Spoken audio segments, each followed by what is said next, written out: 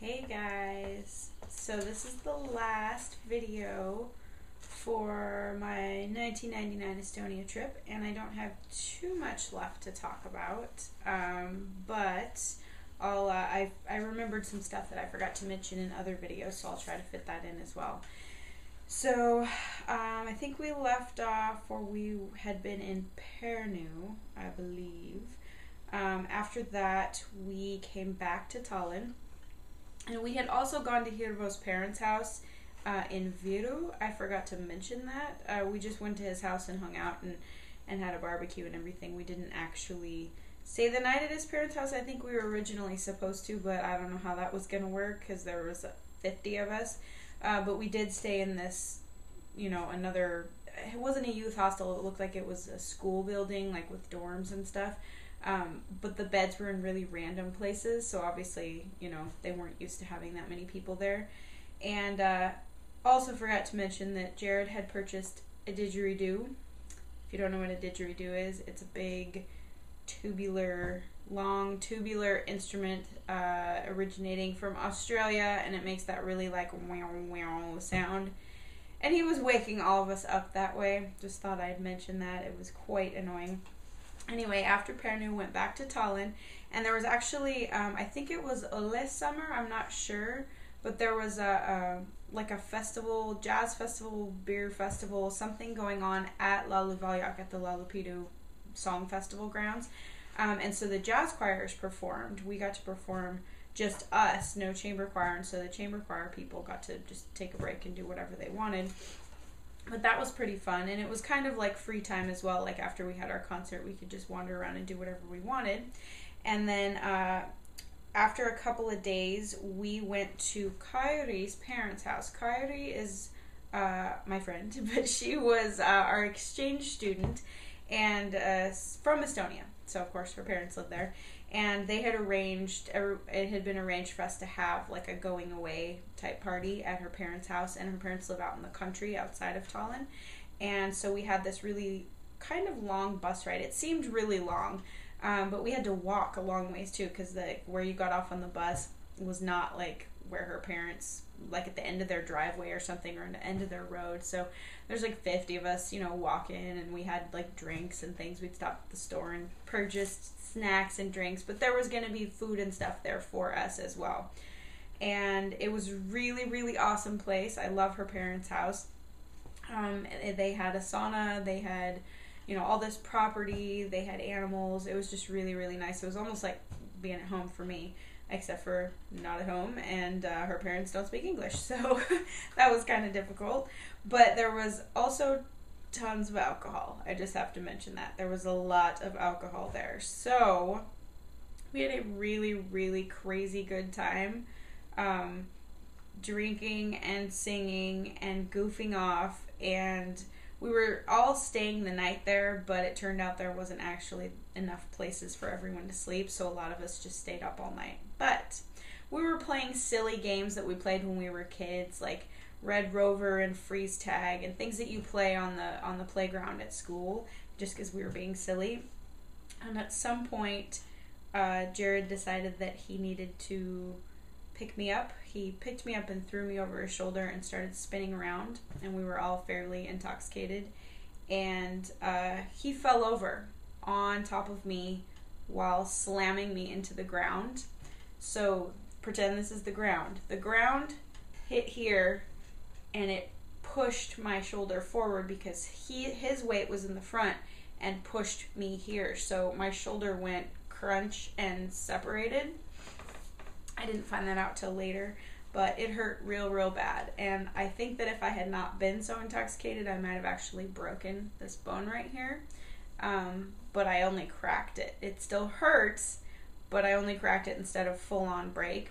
But when that happens and everyone around you is intoxicated as well as yourself, you don't really get much help or good help. And so one of my friends, Kevin, he thought that maybe my shoulder was dislocated and said he would help me, which means he grabbed my arm and gave it a big yank. So I'm sure that did some damage too, but I didn't know what else to do.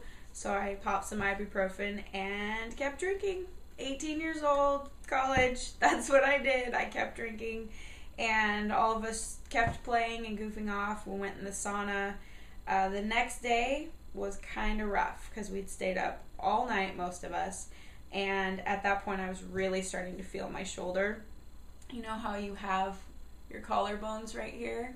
Well, I'm pretty bony. You can see my collarbone pretty well, maybe not from this distance, but on this side at that time you could not see any of the bones. It was swollen like from here, whoosh, just like straight across, as if there was no like little, I have a little indentation right here on both sides. Normally there was nothing. It was just like super swollen, really starting to hurt.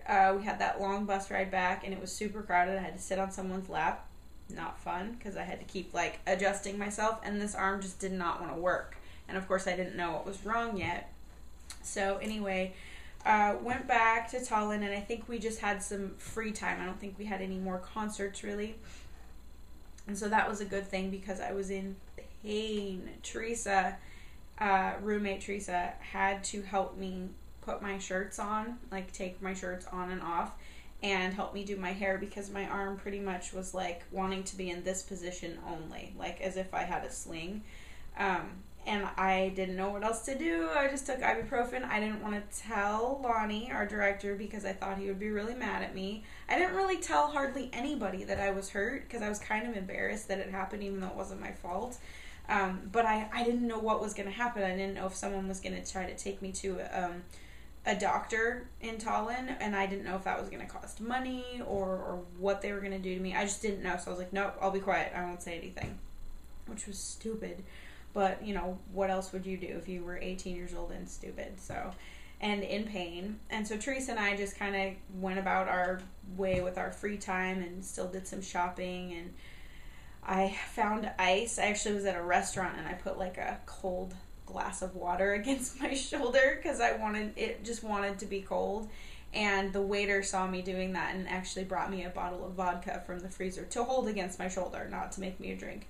And then we had got some ice from like a bar or something and just stopped in and filled up this little bag because they didn't really have plastic Ziploc bags, which you would normally put ice in to ice something. And people just don't have ice hanging out in their freezer. So our homestays didn't have ice in their freezer, and their freezer wasn't very cold. So I was having a heck of a time trying to take care of it. But, you know, I did what I did, or what I was able to do. So, one of the last couple nights, I can't remember, I don't think it was our very last night, but maybe second to last night, our homestays, Teresa's and my homestay, decided to take us out to their summer home where their boys had been staying. They had 2 little boys.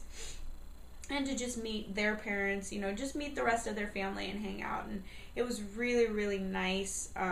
Just a chilled out little cabin type summer home.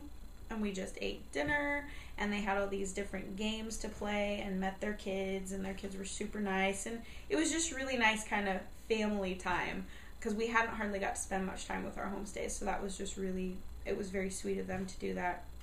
And then they brought us back to town, and I think that same night might have been the night that we actually had our last official, it wasn't a regular concert, but it was like an exchange. We had a going away party at some bar out on the outskirts of Tallinn, and all of our homestays were there because our homestays were choir members. So we did an exchange, like they would sing and we would sing, and some of them were members of different kinds of choirs too. They weren't all in one choir. It was like this choir, some of these members, because there were so many of us.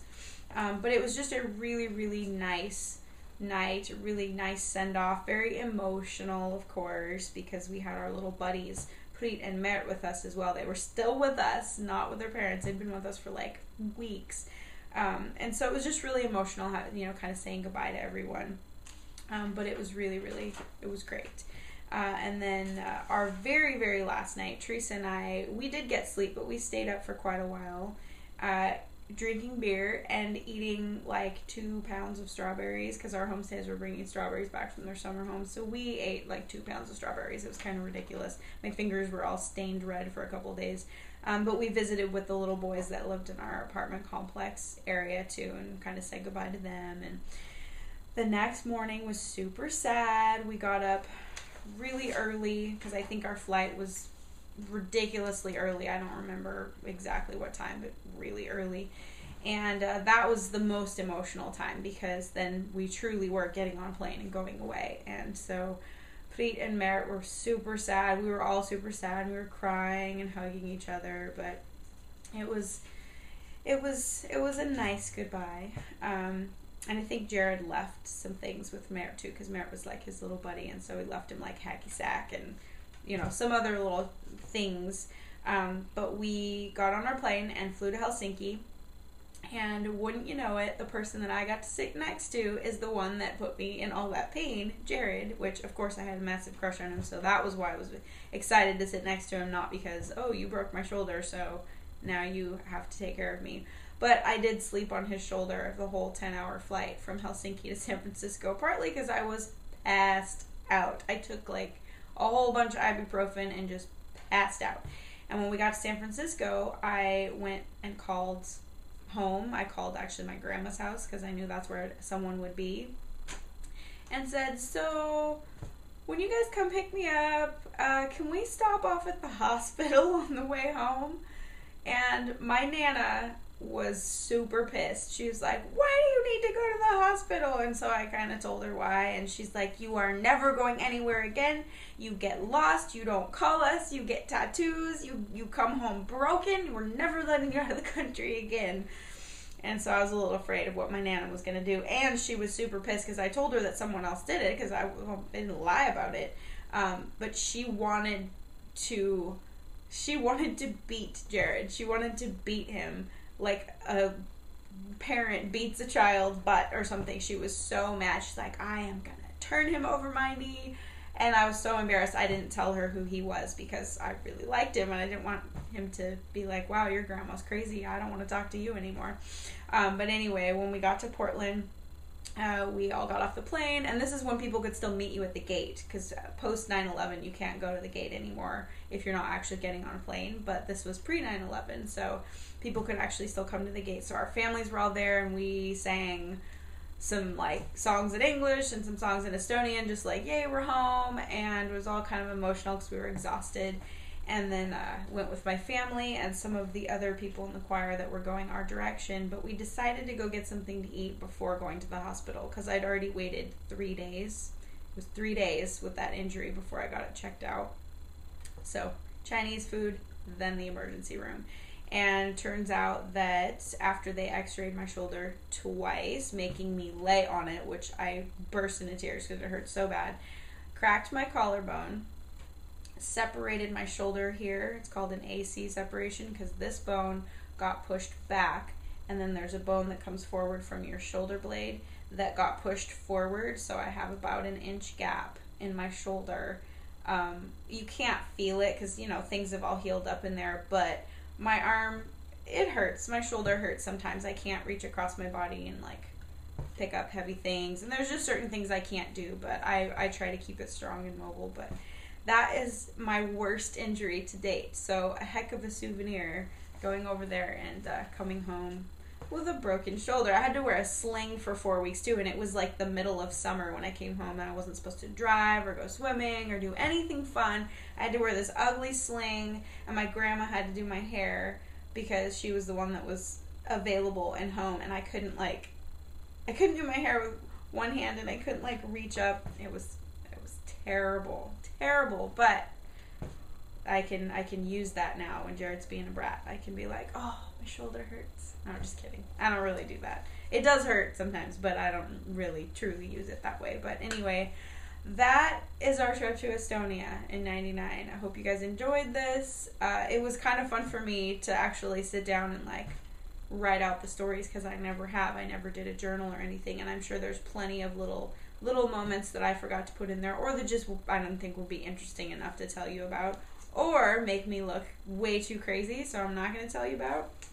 But anyway, next video set will be about Bavaria. Jared and I took a trip 3 years ago to Bavaria, and then we took 3 days in Salzburg on that trip too, so it was just a 2-week trip, just the two of us, but it was really fun. I did keep a journal, so I have all these stories and really good pictures, tons of pictures from that one as well. So I will talk about that one next. I don't know when it's going to be because I got a lot of stuff I'm doing right now, but we're also going camping a couple of times this summer as well, so I'll have some cool videos, kind of Yosemite style, or just put some clips up so you can see what we've been doing all summer, because you guys seem to like that, and I think it's fun too.